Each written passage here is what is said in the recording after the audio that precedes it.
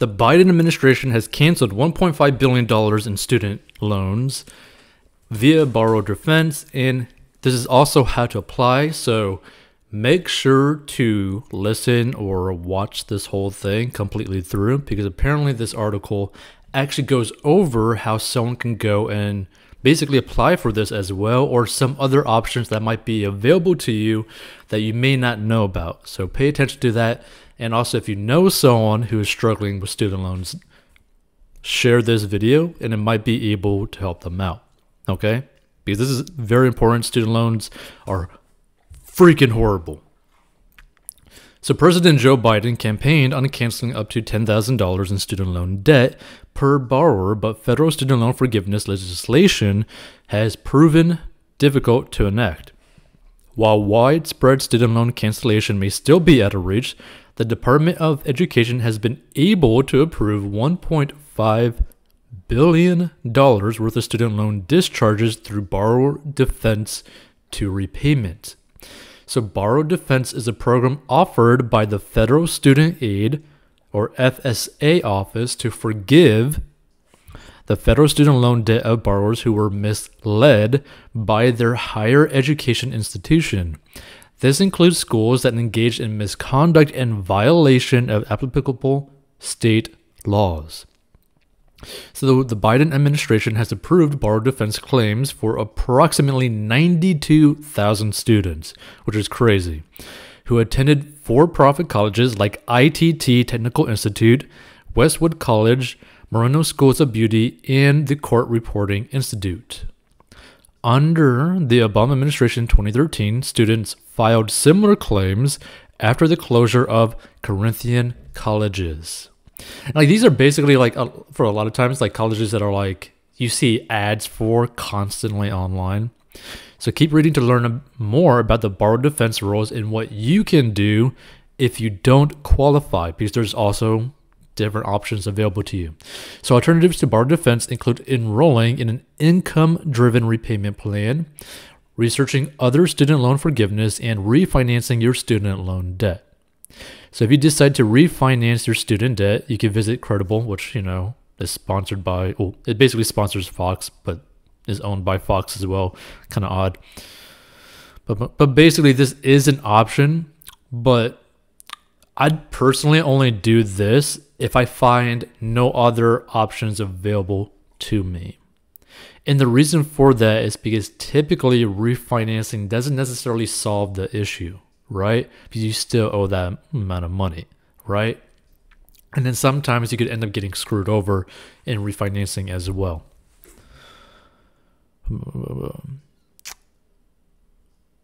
So how to apply for borrower's defense. You may qualify for the borrower's defense to repayment program if you attended a school that has a history of misleading students about the quality of their program or earnings potential. For example, the Education Department discharged the loans of 18,000 ITT Tech students who claimed the school misled them about their employment prospects, their job placement, the rates, and the ability to transfer credits.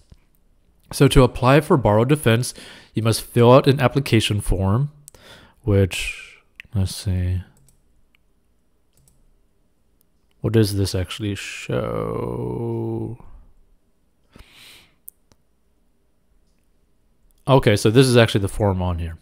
So to those that listen to this or that are watching this, what you want to go to is this URL right here. I'll probably put into the description of this episode as well, so you don't actually got to look it up, because I'm not going to say the whole darn thing. It's going to be pretty annoying. I'll just copy and paste this this link and put into the description of this episode, so you could just click this link and literally look at the form yourself and download it. It's a PDF, so make sure to actually click on it and check it out, right? So, okay, let's get back to it. So you need to provide transcripts and other information regarding your school, as well as the collection status of your loans.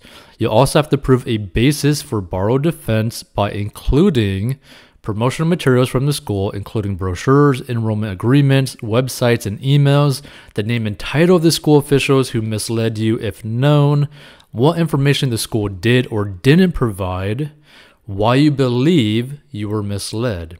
So it takes about 30 minutes to complete the application process, and you can find more frequently asked questions on the FSA website. So let's see, what is the FSA website? Okay, so studentaid.gov/borrower-defense/. Okay. So what to do if you don't qualify for the student loan forgiveness. So just a fraction of America's 45 million student loan borrowers have qualified for student loan forgiveness under the Biden administration. While it's possible to ask the Education Department to reconsider your borrower defense application by mail, you have other options if you don't qualify for a loan discharge. So you can enroll in an income-driven repayment plan depending on the type of federal loans you have, and you may be able to limit your student loan payment to 10 to 20% of your disposable income. You could also apply for additional forbearance. The FSA offers up to 36 months of federal student loan forbearance through unemployment deferment and economic hardship deferment. If you have private student loans, get in touch with the lender to see what kind of forbearance program they offer, and you can research alternative student loan forgiveness programs. Some of these include the Public Service Loan Forgiveness, the PSLF, the Teacher Loan Forgiveness Program, total and permanent disability charges, and closed school discharges. Now, to keep this in mind to those that end up are watching this and listen to this, right? I would highly avoid the Public Service Loan Forgiveness Program, or the PSLF. And the reason for this is because there's been thousands and thousands of people that try to do that, where they cross their I's, cross their T's for 10 plus years, right? Because the requirement is supposed to serve like an undeserved community for 10 years, right? Making less money, right? And basically only like a few of maybe a handful, maybe not even 100 people really, out of like nearly over 100,000 people actually got approved for this forgiveness thing. So I would completely avoid this public service loan forgiveness thing. Just work in like a field to make as much money as you possibly can, and don't even bother with the whole public service thing, right? Now the teacher loan forgiveness program, I don't know too much about that one, but I still wouldn't put all my eggs in the basket for that, right? Now, the total and permanent disability discharges, right?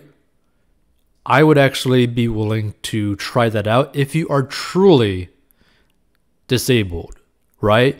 Like if you are already basically taking disability, if you're already taking like Social Security because of your current condition where you can't actually even work, I would go and do this because you have a much higher chance to completely getting everything wiped out, especially if you could prove that you are incapable of working, which is very rare for someone.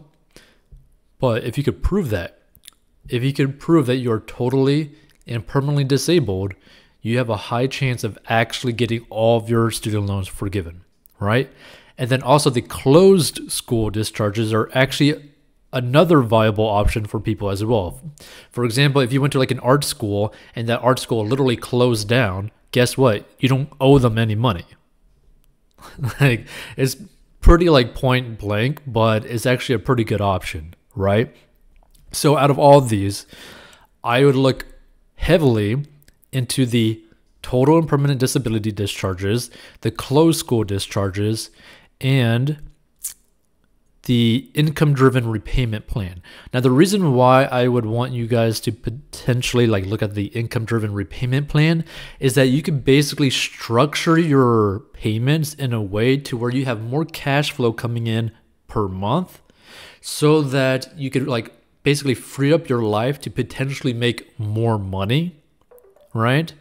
To then end up going after it, right? Because you might be in a very specific situation right now, depending on how your loan is structured, to where the loan itself is literally making you live paycheck to paycheck, right?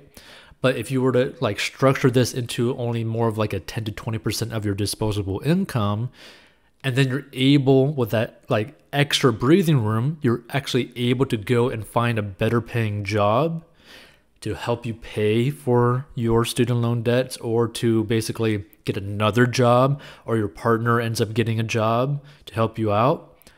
That's a much more viable option that has a long-term likelihood of you actually being able to completely pay off your student loan debt, right? So I think the income-driven repayment plan is actually very important that people need to really think about. And again, this is a very rare situation that some of these can actually end up working, but it's worth it to try. That's something to keep in mind. And again, for those that end up are wanting to refinance their loans, be careful, because sometimes it's not actually going to be worth it for you. That being said, I would rather have private loans than federal loans. Just to be honest, I'd rather have private than federal.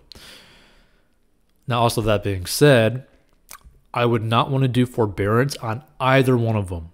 And the reason why I wouldn't want to do forbearance is typically when people do forbearance, they end up getting super screwed over, right? And a lot of people don't really think about that.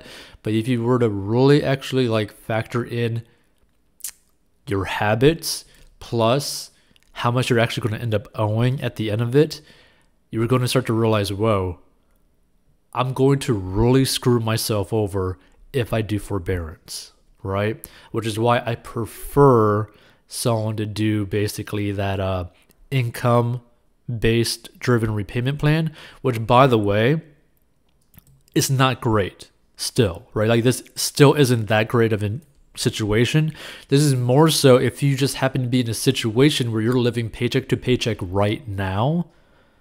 I would do this just so that I could have the breathing room to be able to go and make more money, right? This is just to really give you breathing room, this income-driven repayment plan, because you don't want to stay at that point where you're barely making any money to where you're barely being able to actually pay your student loans, because you're pretty much never be able to pay your student loans by doing something like this, right? So just keep that in mind. So is student loan refinancing right for you? So private student loan refinancing can be an effective way to find student loan relief, stay out of default, and save money over time. So according to data from Credible, credit-worthy borrowers who refinanced to a shorter-term student loan on Credible were able to save nearly $17,000 and pay off their college debt 41 months faster. Borrowers who refinanced to a longer-term loan reduced their payments by more than $250 without adding to the overall cost of the loan, right? And you could check out Credible, which again is like owned by Fox itself and all that kind of stuff. However, student loan refinancing isn't necessarily right for everyone. Borrowers with federal student loans stand to lose federal protections like income-driven repayment plans and administrative forbearance by refinancing to a private loan. So still not sure if you should refinance your college debt? You can reach out to an experienced loan officer at Credible, blah, blah, blah, blah. But yeah, so either way, it's an option. So if this can help out anyone, go share this with someone that you know that is struggling with federal student loans. And this might end up helping you out. And remember, I'm going to have the link in the description for the actual form that you could actually check out and also download as well, right? From their actual website. It would be a literal link straight to the government's website. Now, also, if you want to learn how to just get out of debt and manage your money so that you can live a much more free life when it comes to your finances, you could go to 40inbox.com to learn how to get out of debt, which anyone of any income level can learn how to do in a very simple to understand and easy to follow along and stick with method. And we'll see you in future episodes. And again, hopefully this has helped someone out there.